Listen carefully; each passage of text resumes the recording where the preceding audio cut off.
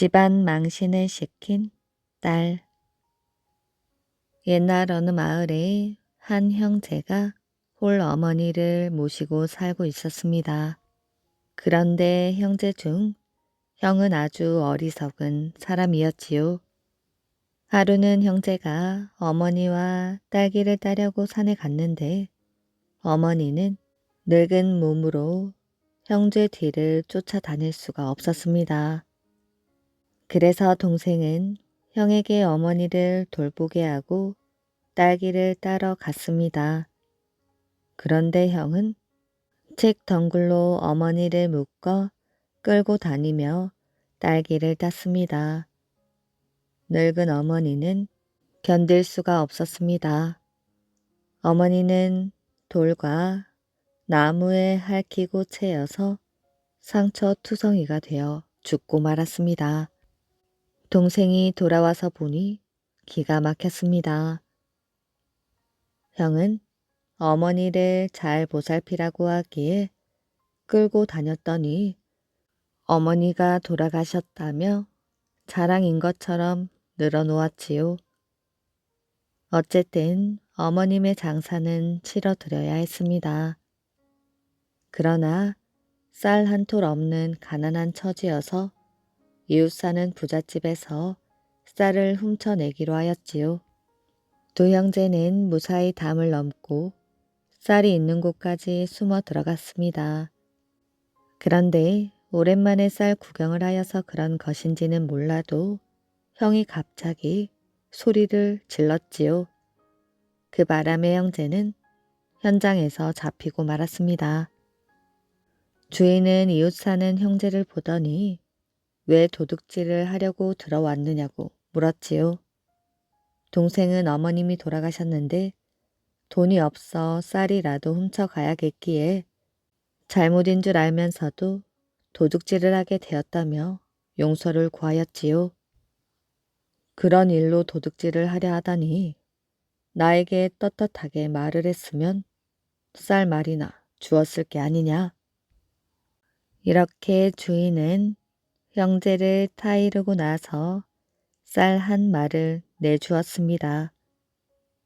형제는 몇 번이나 감사 인사를 드리고 그 쌀로 죽을 끓이기로 하였지요.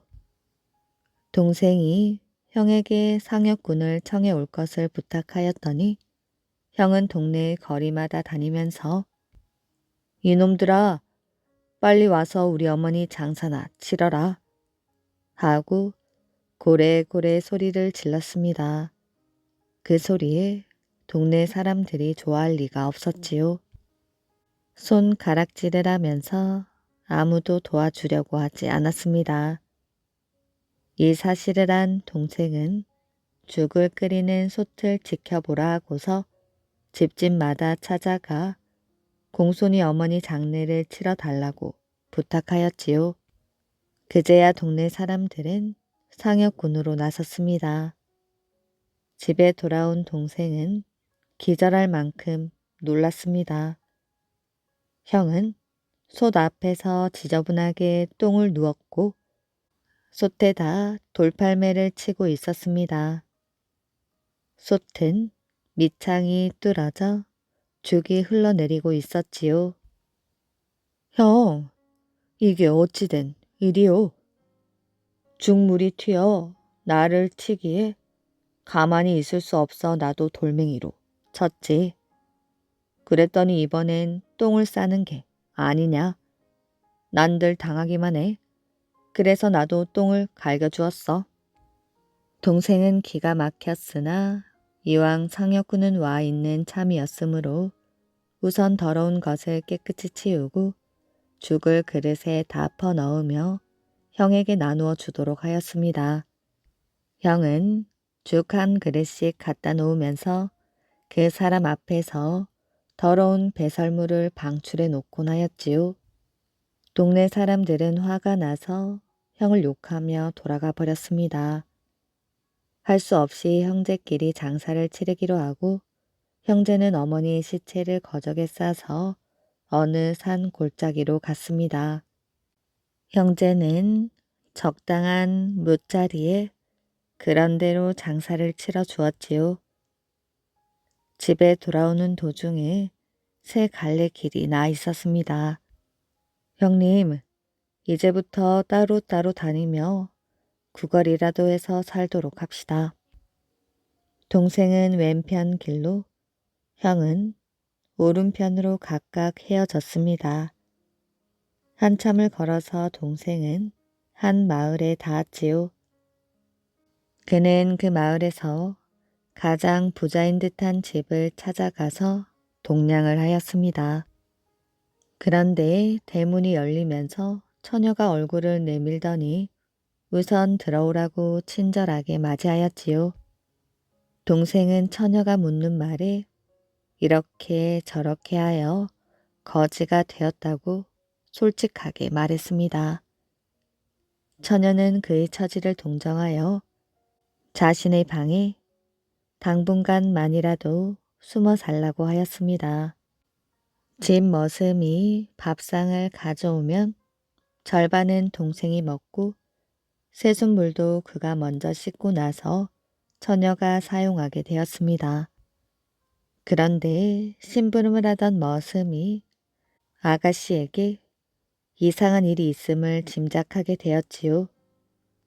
전에는 아가씨가 밥을 절반도 뜨는 둥 마는 둥 하였고 세숫물이 그렇게까지 더러워지지는 않았기 때문입니다.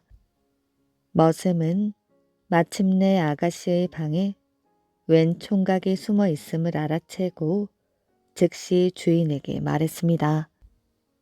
그 집안은 난리가 났지요. 아버지는 당장 이놈들을 죽여버리겠다고 노발대발이었고 간이 콩을 마내진 아내가 남편을 진정시키며 말하였습니다. 그렇게 되면 동네에 소문이 날 것이에요. 그러지 말고 괴짝을 하나 만들어 그 속에다 집어넣고 밤이 되면 바다에 버립시다. 부인의 말이 옳다고 생각한 남편은 두 사람이 들어갈 만한 괴짝을 만들었습니다. 엄청나게 큰 괴를 만드는 것을 보고 이상하게 여긴 딸이 아버지에게 물었지요. 아버지, 저렇게 큰 괴짝은 무엇에 쓰려고 만드십니까? 너와 그 녀석을 함께 넣어 바다에 버리려고 만드는 것이지. 아버지의 분노는 좀처럼 가실 줄을 몰랐지요. 아버님, 불쌍한 사람을 구한 것이 죄가 된다면 오늘 밤이라도 아무도 모르게 집을 떠나 다시는 돌아오지 않겠습니다. 딸의 말에 다소 분이 가라앉은 아버지는 그럴 수만 있다면 떠나도록 하였습니다. 딸은 떠날 제비를 하기 시작하였지요. 그것을 보고 있던 어머니는 측은한 생각이 들었습니다. 아무리 집안 망신을 시킨 딸이라 하지만 모종은 어쩔 수 없는 모양이었지요. 곰곰이 생각 끝에 아내는 남편에게 입을 열었습니다. 여보, 아예 저 녀석과 딸을 결혼시켜 버리는 것이 어때요? 부잣집 사위를 구하여 잔치를 한다 하면 남들이 뭐라 하겠어요? 한참을 대답하지 않고 있던 남편은 그러는 게 좋겠다고 동의하였습니다. 동생은 그렇게 이 집의 사위가 되었지요. 두 젊은 부부는 행복하게 잘 살았습니다. 하루는 동생이 아내와 의논하였지요. 여보, 나에겐 형이 한 분 있소. 이제 어디 가서라도 형을 찾아야겠소. 아내도 동생의 사정은 다 알고 있는 터였습니다. 그래서 찾아 헤맬 것이 아니라 거지 잔치를 하면 되지 않느냐고 제안하였지요. 아내의 제안대로 동생은 거지들의 잔치를 하니 와서 마음껏 먹으라고 소문을 내었습니다. 하지만 잔치의 마지막 날이 되어도 형은 보이지가 않았습니다. 그런데 잔치가 끝날 때쯤 한 거지가 남루할 대로 남루한 모습으로 대문을 들어섰지요. 그는 바로 형이었습니다. 동생은 머슴을 불러 저 거지는 잔치가 끝날 때까지 음식을 대접하지 말도록 당부해 두었습니다. 잔치가 끝나자 동생은 형을 안채로 모셔드리고 옷을 갈아입힌 다음 좋은 음식으로 대접하였지요. 아무리 어리석은 형이지만 핏줄은 어쩔 수가 없었나 봅니다. 동생은 그 동네에 사는 참한 여인을 구하여 형의 색시로 삼고 자기의 재산 반을 형에게 주어 한 동네에서 행복하게 잘 살았다고 합니다. 하늘의 도움을 받은 선비. 옛날 어느 마을에 성산문이라는 사람이 아버지를 모시고 살고 있었습니다. 며칠 전 혼기가 찬 딸의 혼인날을 받아놓고 혼수를 마련하지 못하여 속을 끓이던 성산문의 아버지는 한 가지 방도를 생각해내고 성산문을 방으로 불렀습니다. 너도 이제 다 컸으니 이 아비의 마음을 이해할 게다. 얼마 안 있으면 네 누이가 혼인을 하게 된다는 것을 알지? 얘 아버지, 또한 우리 집안의 형편이 어렵다는 것도 네가 더 잘 알고 있을 게다. 아무리 궁리해 보아도 네 누이의 혼수를 마련할 길이 막막하구나. 하루하루 먹고 살기도 빠듯한데 그 많은 혼수를 무슨 돈으로 마련하겠느냐? 너는 모르겠지만 예전 우리 집안에 막동이라는 노비가 있었는데 네 할아버지께서 그자를 불쌍히 여겨 면천시켜 준 일이 있었다. 그자는 그 후 장사치가 되었는데 다행히 돈을 많이 벌어 지금은 살림살이가 제법 넉넉하다고 한다. 그러니 네가 가서 그자에게 누이의 혼수에 쓸 비용을 좀 구워 오너라. 우리 집안의 은혜를 입은 사람이니 박대하지는 않을 것이야. 성산문의 아버지는 그런 말을 하는 자신이 부끄러워 몇 번이고 마른 기침을 내뱉었습니다. 성산문은 그저 묵묵히 방 바닥만 쳐다보고 있었지요. 글을 읽는 선비가 돈을 꾸러 간다니. 그런데 어쩔 수가 없었지요. 아버지 알겠습니다. 내일 길을 떠나도록 하겠습니다. 성산문이 고개를 숙이고 방을 나서는 동안 아버지는 아들을 볼 면목이 없었는지 얼굴을 돌린 채 아무 말이 없었습니다. 그렇게 해서 하인에게 말 고삐를 들려 길을 떠난 지 닷새째 되는 날이었지요. 여비를 아끼느라 변변한 잠자리에서 자지도 못하고 끼니도 하루 두 끼만 겨우 먹으며 길을 재촉했는데 오늘은 험한 산 중에서 밤을 보내야 할지도 몰랐습니다. 산 중에서 밤이 깊어 버리고 말았습니다. 가도 가도 불빛이라곤 보이지 않는 어두운 산길을 걸어 얕은 언덕에 올랐을 때 언덕 아래로 불빛이 환하게 밝혀져 있는 커다란 기와집 한 채가 보였습니다. 성산문과 하인은 언덕 아래로 달려갔지요. 이런 깊은 산 중에 이토록 큰 집이 있다니. 하인이 대문을 두드리자 마치 기다렸다는 듯이 문이 열리며 덩치가 큰 사내 하나가 성산문에게 고개를 조아렸습니다. 밤길 오시느라 고생이 많으셨지요. 어서 들어오십시오. 성산문이 대답할 겨를도 없이 사내는 하인에게서 말 고삐를 빼앗든 낚아채더니 성큼성큼 집 안으로 말을 몰았습니다. 사내는 성산문이 탄 말을 연못 한쪽에 세워진 정자로 이끌었습니다. 정자에는 백발 노인이 앉아 있었는데 흰 수염이 길게 자라서 무릎에 닿을 정도였지요. 정자 앞에서 사내는 노인을 향해 말했습니다.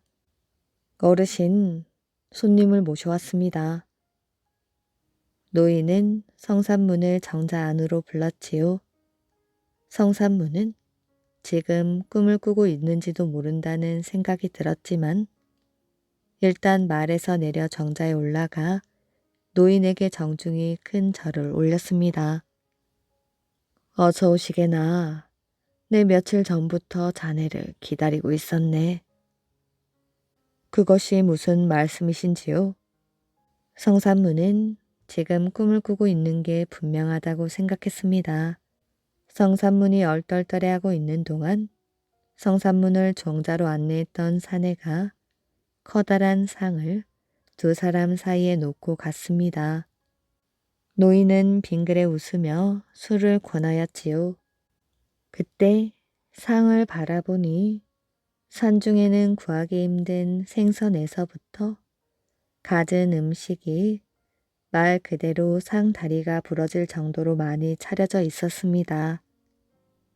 어르신, 얼떨결에 말을 꺼내놓고 다음 말을 생각지 못한 성산문은 그저 노인의 얼굴만 쳐다보고 있었습니다. 배가 고플 터이니 허기진 뱃속부터 채우고 이야기하세. 이 노인은 이 세상 사람이 아닐 것이야. 그리고 이곳은 말로만 듣던 선계가 아닐까? 어느 정도 허기가 가시자 노인은 말을 이었습니다. 나는 지금 자네가 어딜 가는지 또 왜 가는지 알고 있네. 자, 그를 깨우쳐 선비가 되려는 자는 그 마음이 명경과 같이 맑아야 하고 물처럼 거침이 없어야 하는 법이지. 그런데 지금 자네가 가는 길은 선비의 길이 아닐세. 비록 집안이 가난하여 그렇다고는 하나 옛 말에 이르기를 그 길이 아니면 가지 말라고 했네. 오늘 밤은 여기서 자고 날이 밝거든 그만 집으로 돌아가게. 노인의 말에 성산문은 부끄러움을 느꼈으나 누이의 혼수를 걱정하지 않을 수가 없었습니다. 그러면 누이의 혼례는 무엇으로 치르라는 말씀이십니까? 노인은 꾸짖듯 말하였지요. 아직 내 말을 모르겠는가? 내가 사람을 잘못 보았는가?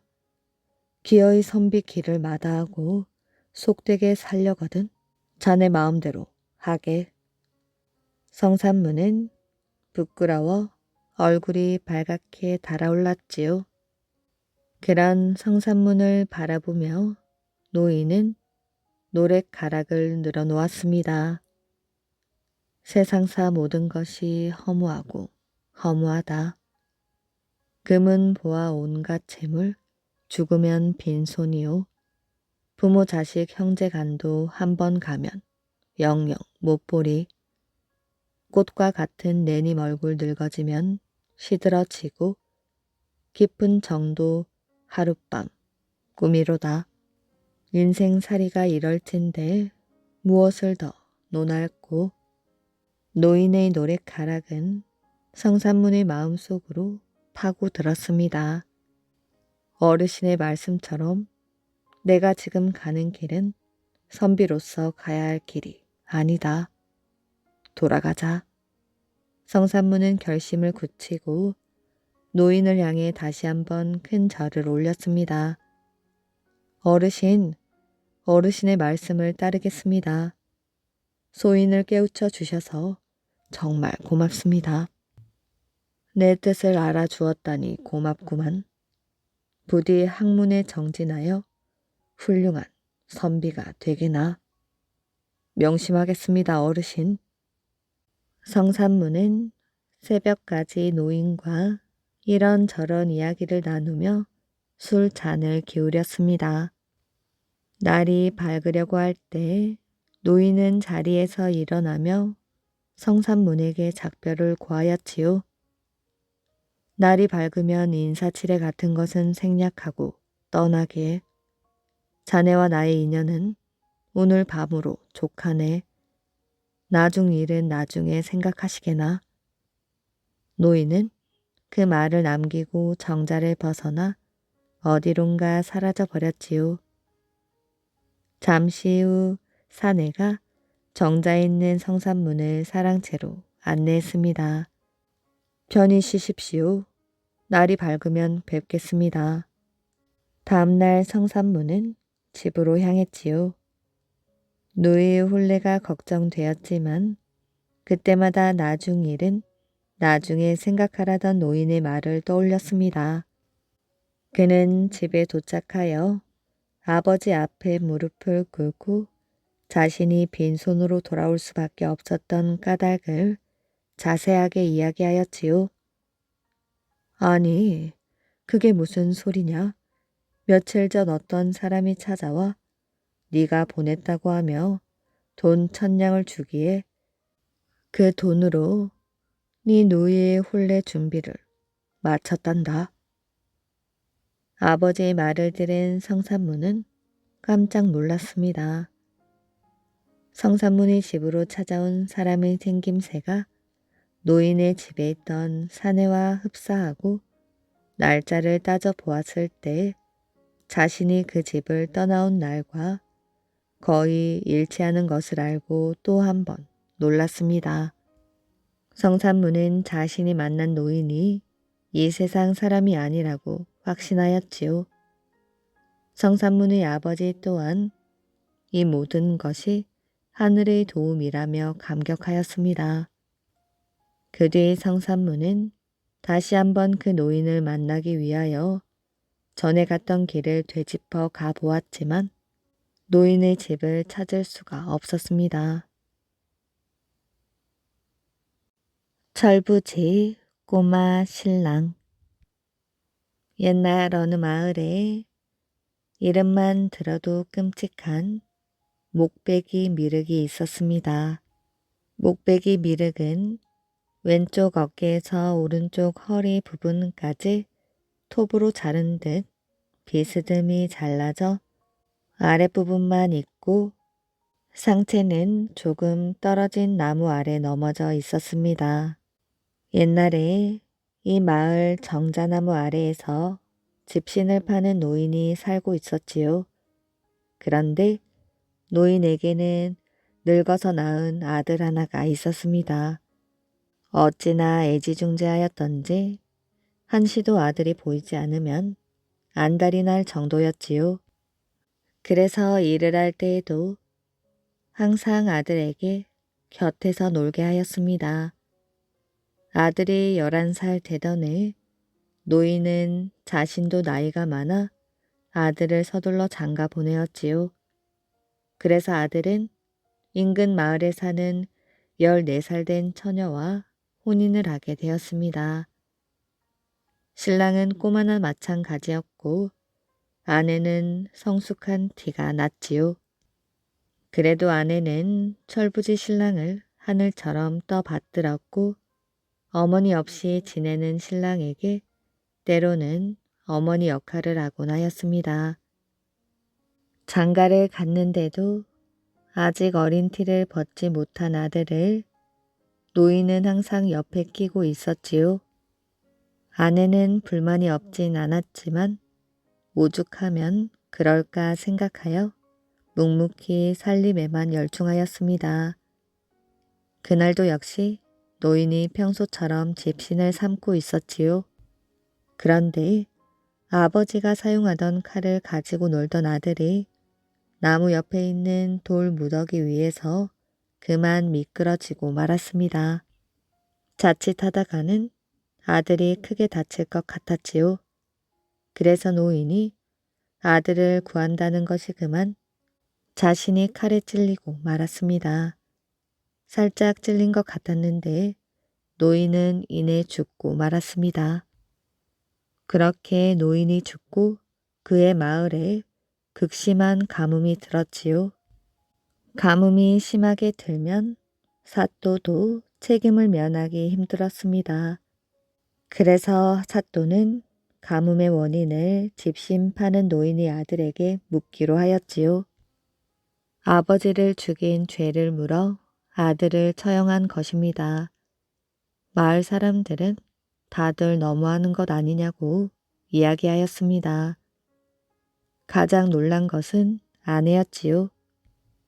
사또에게 울며 불며 애원해 보았지만 아무 소용없는 일이었습니다. 사또는 아들을 처형한 후 다음부터는 다시는 이런 끔찍한 일이 없도록 하기 위하여 후일의 본을 보인다며 동자 미륵을 깎아 세웠지요. 그러자 어찌된 일인지 비가 억수같이 내렸습니다. 졸지의 시아버지와 남편을 잃은 며느리는 친정 마을에 가 지내었지요. 그리고 비가 오나 눈이 오나 산 꼭대기에 올라 미륵을 향해 기원을 하였습니다. 시아버지와 서방님의 극락왕생을 빌었던 것입니다. 당시 그 마을에는 호랑이가 자주 출몰하여 사람들이 낮에도 바깥 출입을 마음대로 못하였습니다. 더구나 깊은 산에 혼자 올라간다는 것은 남자들도 쉬운 일이 아니었지요. 그런데 그녀는 밤낮을 가리지 않고 산에 올랐습니다. 그녀의 정성에 감동하였는지 마을 사람들 사이에서는 호랑이도 피해 간다는 소문이 퍼졌지요. 한편 마을에서는 아들이 죽은 후부터 흉흉한 일이 잦았습니다. 어느 날 마을 앞을 지나던 스님이 이 이야기를 듣고는 애군을 막기 위해서는 동자 미륵을 사선으로 가르라고 하였지요. 그래서 마을 사람들은 스님이 시킨 대로 미륵의 상반신을 사선으로 갈라 따로 하나씩 세워두었습니다. 이렇게 하여 붙은 이름이 목베기 미륵이었지요. 미륵을 자르던 날, 그날도 산에 올라 미륵을 향하던 그녀는 미륵을 베는 장면을 목격하고 말았습니다. 이미 할머니가 된 그녀는 충격을 받아 그날로 자리에 누워 시름시름 앓더니 며칠 뒤 죽고 말았습니다. 마을 사람들은 후환이 두려워 할머니 미륵을 세웠다고 합니다. 마을에서는 목베기 미륵의 상반신을 따로 떼어 눕혀 놓으면 비가 오지 않고 합체를 하여 세워 놓으면 비가 온다고 합니다. 그래서 오랫동안 비가 오지 않으면 세워 놓고 비가 너무 많이 오면 분리하여 상반신을 눕혀 놓는다고 합니다. 이 마을에서는 가뭄이 들면 아직도 기우제를 지낸다고 합니다. 소나무에게 재산을 물려준 노인. 옛날 어느 마을에 이씨 노인이 살았지요. 그는 조상 대대로 농사를 지어온 농부였습니다. 그는 환갑을 넘긴 노인이었지만 그때까지 자식이 없었지요. 양자를 들여볼까 생각도 했지만 그에게는 양자를 내어줄 만한 일가 친척도 없었지요. 자식이 없으니 나의 재산은 누구에게 물려주지?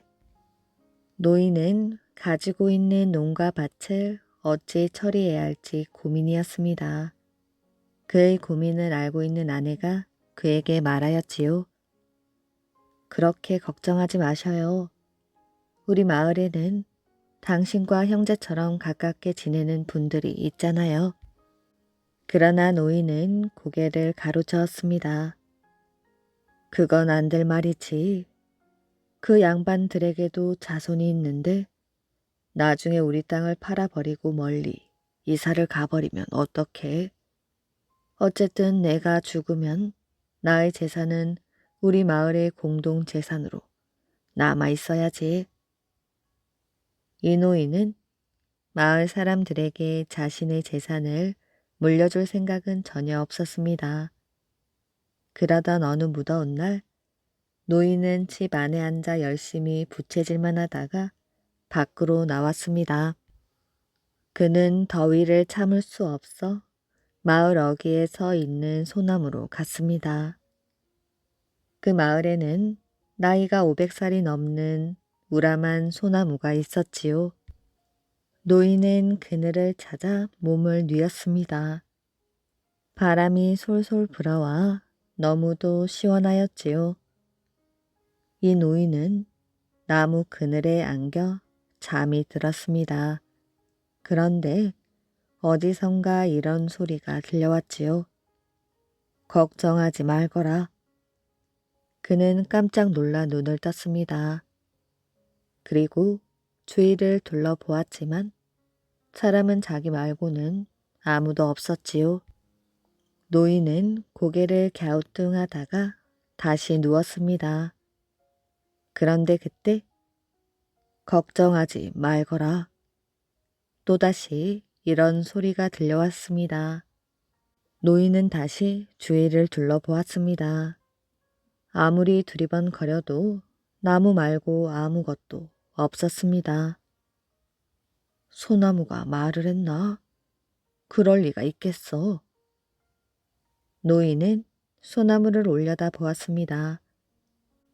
그런데 사람은커녕 새 한 마리 앉아있지 않았지요. 정말 소나무가 말을 했나? 그때 또다시 걱정하지 말거라 하고 외치는 소리가 들려왔습니다. 아까보다 더욱 큰 소리였지요. 노인은 까무러칠 듯 놀랐습니다. 소나무가 진짜 말을 하네. 세상에. 이때 노인은 잠에서 깨어났습니다. 꿈이었지요. 정말 이상한 꿈이야. 소나무가 내게 말을 걸어오다니. 그런데 나에게 걱정하지 말라고. 내가 걱정거리가 있다는 것을 소나무가 어떻게 알았지? 꿈이긴 하지만 아무리 생각해도 신기하기만 하였습니다. 노인은 나무 그늘에 앉아 소나무가 한 말을 곰곰이 생각해 보았지요. 소나무가 그런 말을 한 것은 모든 것을 자기에게 맡기라는 게 아닐까? 노인은 집으로 돌아와서도 계속 생각에 잠겼습니다. 소나무는 내게 재산을 자기에게 물려달라고 한 것이야. 그렇게 하면 모든 문제가 해결된다는 것이겠지.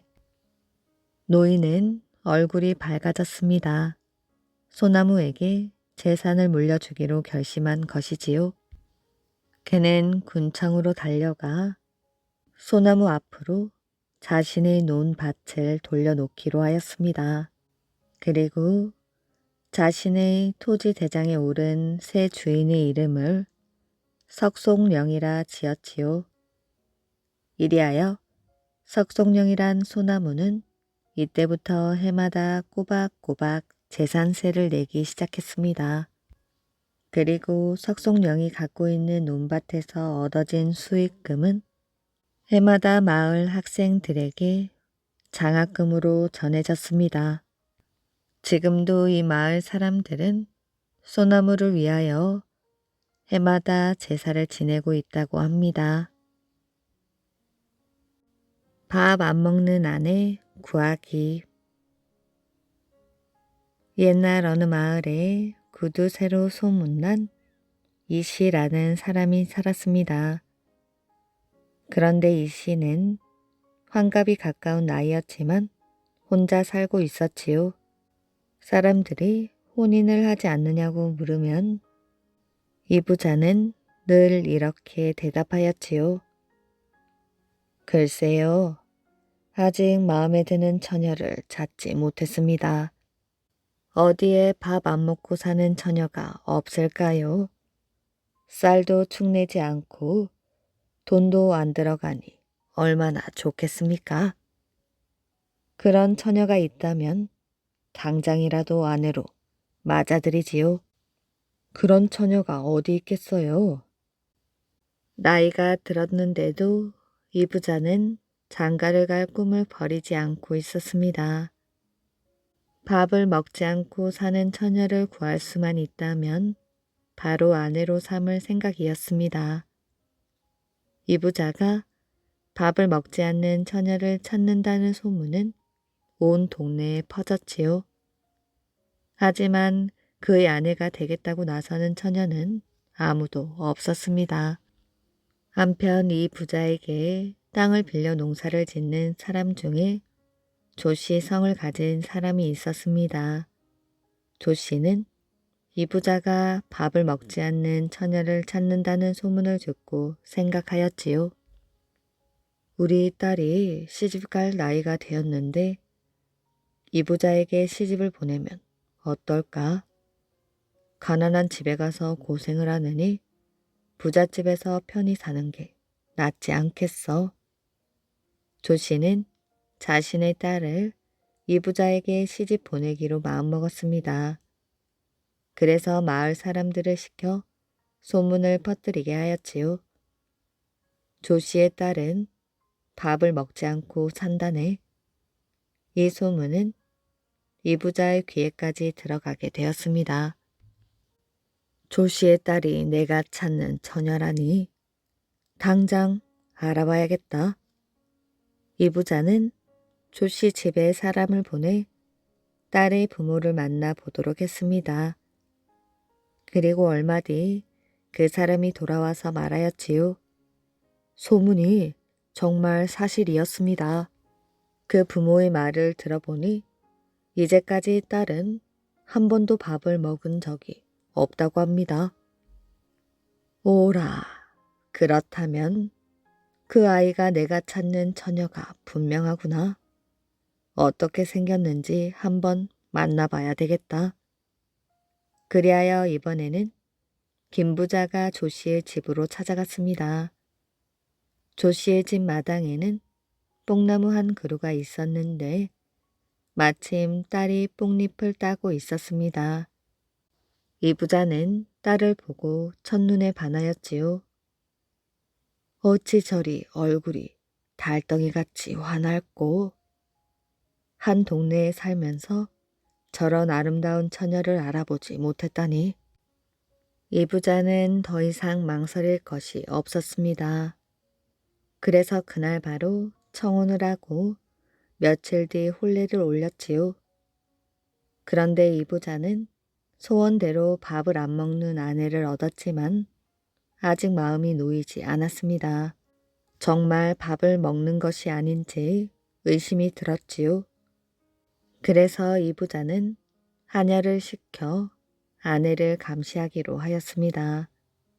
아내의 방에 하녀를 들여보내 아내가 밥을 먹는지 안 먹는지를 지켜보도록 한 것이었지요. 하지만 아내가 하녀를 아랫사람이라고 해서 함부로 대하지 않고 한 식구처럼 대해주었기 때문에 하녀는 아내가 밥을 먹는 것을 보고도 이 부자에게는 거짓말을 하였지요. 한편 아내는 남편이 야속하였습니다. 시집 온 지 한참이 지났지만 계속 자신을 의심하여 감시하고 있었기 때문입니다. 아무리 아깝다고 하지만 사람이 밥을 안 먹고 어떻게 살겠어? 돈밖에 모르는 미련한 남편을 좀 깨우쳐 주어야겠다. 아내는 하녀에게 말하였지요. 너는 이제부터 주인 어른에게 내가 밥을 먹는다고 솔직히 말씀드리거라. 예, 그랬다가 무슨 봉변을 당하시려고요. 쫓겨나시기라도 하면 어쩌시려고요. 그런 걱정은 말고 너는 내가 시키는 대로만 하면 돼. 당장 주인 어른에게 가서 마님이 지금 부엌에서 몰래 밥을 드시고 있어요. 나리께서 굴뚝을 통해 아궁이 속으로 들어가서 지켜보시면 아실 거예요. 라고 말해. 알겠니? 예. 하녀는 이 부자에게 그대로 말을 전했습니다. 그러자 이 부자는 화가 나서 씩씩거리며 굴뚝 속으로 들어갔지요. 감히 나를 속이다니. 어디 내 눈에 띄기만 해봐라. 가만두지 않을 것이야. 그때 부엌에 있던 아내는 이 부자가 굴뚝에서 아궁이로 내려오려 하자 아궁이에 불을 떼기 시작했습니다. 이 부자는 기겁을 하고 허둥지둥 굴뚝으로 다시 올라갔습니다. 이 부자는 그을음을 뒤집어 쓴 채 쉴 새 없이 기침을 하며 굴뚝에서 간신히 빠져나왔지요. 그날부터 이 부자는 사나이를 끙끙 앓아야 했습니다. 며칠 뒤 이 부자는 하녀를 불렀지요. 네가 하라는 대로 했다가 얼마나 혼이 났는지 아느냐? 하마터면 다 죽을 뻔하였다. 죄송합니다, 나으리. 하필 마님이 그때 아궁이에 불을 떼실 줄 누가 알았겠어요. 허나 이번에는 그런 고생은 안 하셔도 됩니다. 마님이 요즘은 곳간에 들어가 밥을 드시거든요. 나리께서 곳간에 있는 대나무 통 속에 들어가 계시면 마님이 밥을 드시는 것을 보실 수가 있을 것입니다. 이번에도 하녀는 아내가 시키는 말을 그대로 전했습니다. 이 부자는 하녀의 말을 믿고 곳간에 있는 대나무 통 속에 들어가 아내가 나타나기를 기다렸습니다. 하녀는 아내에게 달려가 김 부자가 대나무 통 속에 들어갔다는 사실을 이야기했습니다. 그러자 아내는 다른 하녀들을 불러서 말하였지요. 곳간에 있는 대나무 통을 쓸 일이 있으니 너희들은 깨끗이 통 속을 씻도록 하여라. 때가 잘 빠지도록 뜨거운 물로 씻어야 한다. 하녀들은 아내가 시키는 대로 뜨겁게 데운 물을 대나무 통 속에 쏟아 부었습니다. 뜨거운 물을 맞은 이 부자는 살이 될 만큼 뜨거웠지만 체면 때문에 비명을 지르지도 통 속에서 나올 수도 없었습니다. 이 부자는 며칠을 알아누웠지요. 이게 무슨 꼴이람. 내가 돈에 눈이 어두워 괜한 욕심을 부렸구나. 세상에 밥을 먹지 않고 사는 사람이 어딨다고. 이 부자는 자신의 잘못을 깨달았습니다. 그리고 며칠 뒤 기운을 차리자마자 제일 먼저 장에 갔습니다. 아내에게 맛있는 음식을 사다 주려고 말이지요. 돈이 똥이 되다. 옛날 어느 마을에 마음씨 착한 농부가 살고 있었지요. 농부는 형편이 어려운 사람을 보면 아낌없이 도와주었습니다. 그러던 어느 날 이 착한 농부가 이상한 꿈을 꾸었지요. 방 안에 있는데 갑자기 천장에서 돈이 비처럼 마구 쏟아지는 것이었습니다. 거참 이상한 꿈도 다 있군. 잠에서 깬 농부는 이런 생각을 하다가 밖으로 나왔습니다. 그런데 옆집 욕심쟁이 할아버지가 나와 있었지요. 농부는 욕심쟁이 할아버지에게 이상한 꿈 이야기를 들려주었습니다. 농부의 이야기를 들은 할아버지는 이런 생각을 하였지요. 마구 돈이 쏟아졌다니 예사로운 꿈은 아니군. 아무래도 오늘은 온종일 저 사람의 뒤를 몰래 따라다녀 봐야겠다. 농부는 일을 하러 소를 몰고 밭으로 나갔지요. 할아버지는 농부가 눈치채지 못하게 살금살금 뒤를 따라갔습니다. 농부는 소와 밭을 갈기 시작하였습니다. 할아버지는 나무 뒤에 숨어서 농부가 일하는 것을 지켜보았습니다. 그런데 얼마 후 쟁기의 날이 땅 속에 있는 무언가에 걸려서 움직이지 않았지요. 돌뿌리가 있나? 농부는 땅을 파 보았습니다.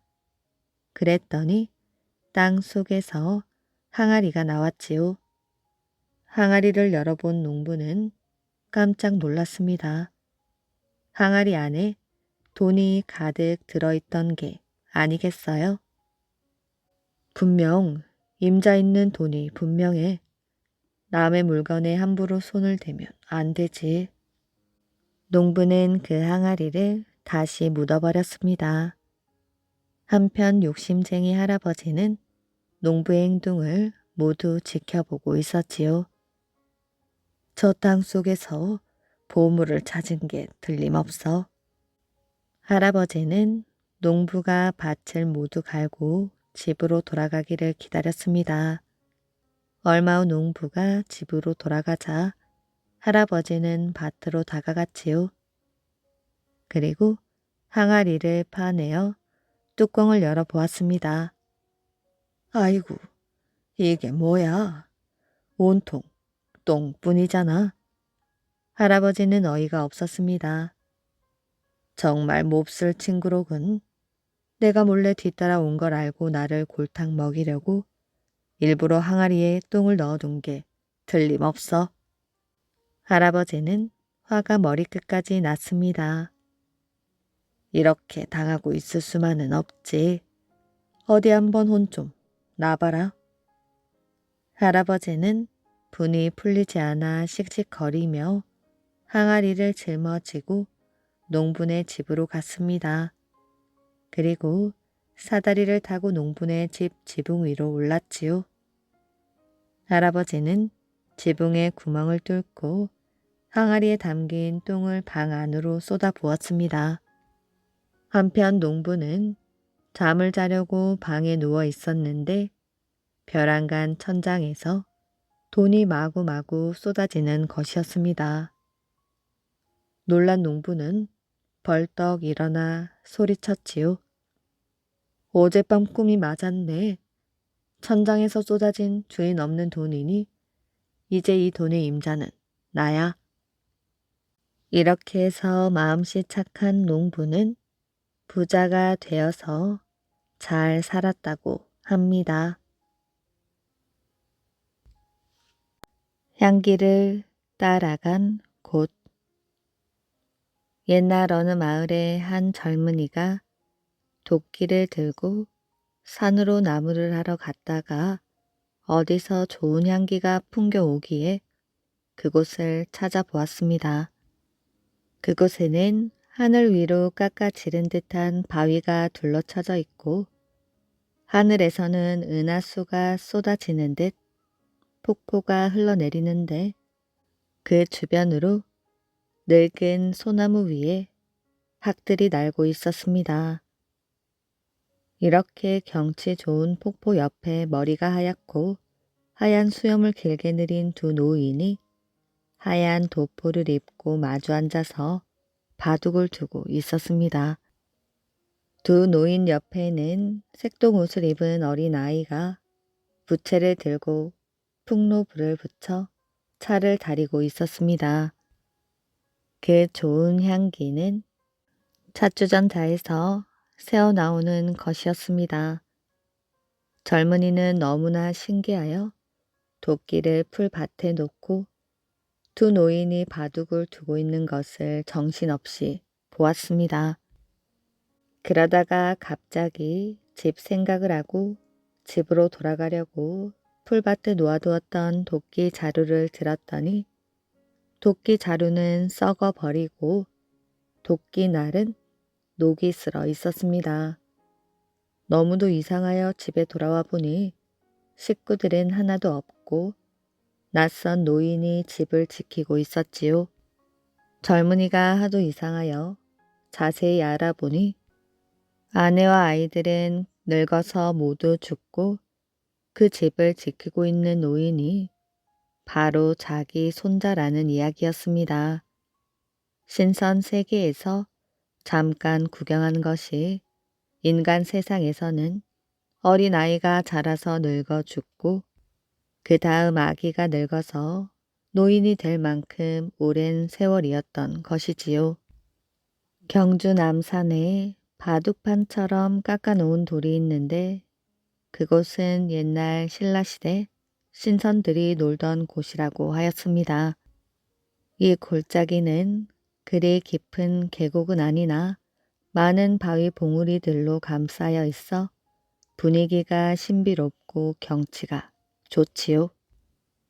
이곳에는 절터가 세 곳 있는데 모두 큰 돌로 축대를 쌓아 터를 닦았습니다.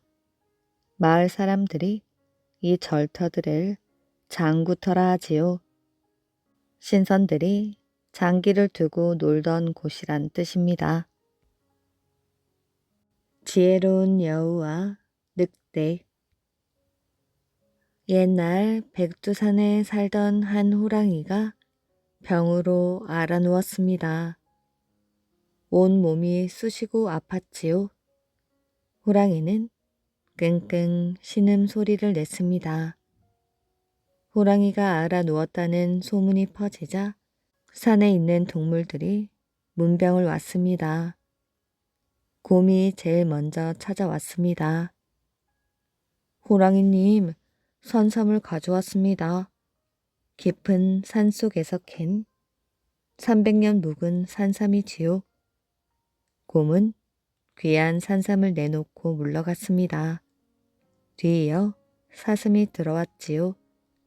사슴은 자기 뿔을 잘라 가지고 왔습니다. 호랑이님, 제 뿔은 녹용이라고 부르며 보약 중에 보약으로 여깁니다. 녹용을 드시고 꼭 기운을 차리십시오. 동물들은 저마다 약이 될 만한 물건들을 가져왔습니다. 그것을 호랑이에게 바치며 건강이 좋아지기를 빌었지요. 호랑이 굴 앞에서는 늑대가 와서 서 있었습니다. 늑대는 문병을 온 동물들을 눈에 불을 켜고 살펴보았지요. 늑대는 혼자 중얼중얼 거렸습니다. 여우 녀석, 아직 안 나타나다니 이번 기회에 여우 녀석을 죽여버려야겠다. 늑대와 여우는 사이가 좋지 않았습니다. 늑대는 호랑이 굴로 들어갔지요. 호랑이님, 병에 걸리셨다는 소식을 듣고 한 걸음에 달려왔습니다. 호랑이는 눈을 가늘게 뜨고 늑대를 보았습니다. 호랑이님, 백두산에 사는 모든 동물들이 호랑이님의 병이 낫기를 빌고 있습니다. 단 한 가지 동물만 빼놓고 말이지요. 호랑이가 눈을 번쩍 뜨며 말하였지요. 그럼 내가 병들어 죽기를 바라는 고얀 놈이 있단 말이냐? 예, 그렇습니다. 어떤 놈이냐? 그 동물은 바로 여우이옵니다. 다른 동물들은 전부 문병을 왔는데 여우만 오지 않았습니다. 여우는 호랑이님이 돌아가시면 자기가 왕 노릇을 하겠다고 허튼 꿈을 꾸고 있답니다. 저런 괘씸한 놈이 있나? 당장 붙잡아 오너라. 내 그놈을 잡아먹어야겠다. 예. 늑대는 넙죽 절을 한 뒤 호랑이 굴에서 나왔습니다. 성공이다. 이때 여우가 나무 뒤에서 나왔지요. 여우는 뒤늦게 호랑이에게 문병을 왔다가 호랑이 굴에서 새어나오는 이야기를 모두 들었습니다. 아무 죄 없는 나를 모함하다니. 늑대야, 어디 두고 보자. 늑대가 사라진 숲속을 노려보다가 여우는 호랑이 굴로 들어갔습니다.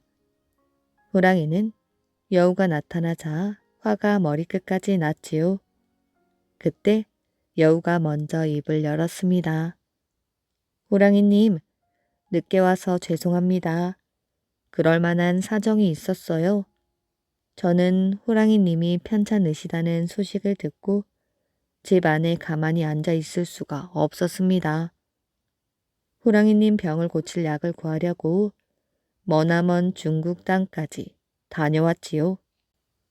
그래, 수고가 많았구나. 나는 그것도 모르고 죄 없는 너를 해칠 뻔 하였구나. 약은 구해왔느냐? 예, 어떤 약이 호랑이님의 병을 낫게 하는지 알아왔습니다. 이 약을 잡숫기만 하신다면 금방 병이 낫는다고 하였지요. 그게 정말이냐? 예, 가장 유명한 의원이 처방을 내린 것입니다. 그게 무슨 약인가? 그 약은 늑대의 간입니다. 하루바삐 늑대의 간을 드셔서 기운을 차리시기 바랍니다. 알겠다, 여우야. 너야말로 나의 충성스러운 부하로구나. 내가 큰 상을 내리겠다. 호랑이는 기쁨에 젖어 여우에게 산삼을 주었습니다.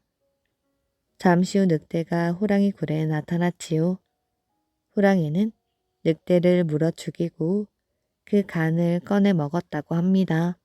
어리석은 늑대는 여우를 죽이려다 지혜로운 여우에게 당하고 말았지요.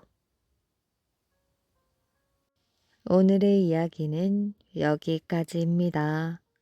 이야기 재미있게 잘 들으셨나요? 오늘도 편안한 밤 되시길 바랍니다.